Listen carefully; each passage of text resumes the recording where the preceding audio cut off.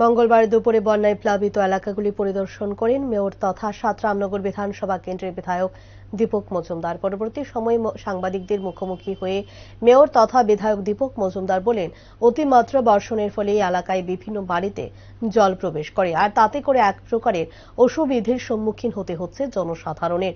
তবে ক্ষতিগ্রস্ত এলাকাবাসীদের থাকার জন্য শিবিরের ব্যবস্থা করা হয়েছে এবং আগামী দিনেও ক্ষতিগ্রস্ত সাধারণ মানুষজনদের সুযোগ সুবিধার ব্যবস্থা করা হবে বলেও জানান তিনি।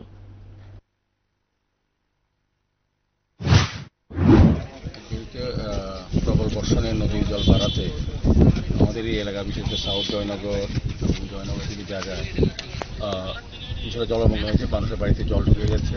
সেই কারণে আমরা আজকে আমাদের কর্পোরেশন আছেন এবং এলাকার লোককে নিয়ে আমরা সরকার দেখার চেষ্টা করছি এবং আমাদের এলটিএমে সরকারি অফিসাররা এসছেন। সার্বিকভাবে যারা বিশেষভাবে যাদের বাড়িতে জল ঢুকে গেছে তাদেরকে নিকটবর্তী কোনো ক্যাম্পে আমরা বিদ্যালয়ে বা কোথাও আমরা রাখার ব্যবস্থা করব, তাদের খাওয়া দাওয়ার ব্যবস্থা আমরা চেষ্টা করছি। আমার মনে অসুবিধা হবে না। তো জলটা কিছু কারণে বাড়লে তো তাদেরকে সরে যেতে হবে, সেইভাবে আমরা ব্যবস্থা করব সরকার থেকে এবং আগরতলা পৌর নিগম এবং আমরা ব্যক্তিগতভাবেও আমরা যাদের বাড়িতে জল ঢুকেছে তাদেরকে যাতে খাওয়া দাওয়ার ব্যবস্থা করে তারা থাকতে পারেন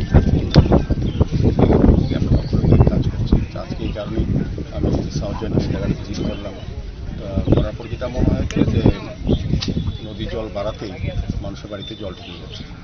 তাদের সঙ্গে কথা বলেছি, তারাও এটা মেনে নিয়েছেন এখন সরকারিভাবে, এবং আমরা দলীয় তরফ থেকেও আমাদের কার্যকর্তারাও খাওয়ার ব্যবস্থা করছেন। তাদেরকে দেখা যাবে সময় পরিস্থিতি অনুযায়ী নজর রাখছি আমরা, সে অনুযায়ী সরকারিভাবে এবং পৌর নিগম থেকেও আমরা ব্যবস্থা গ্রহণ করব।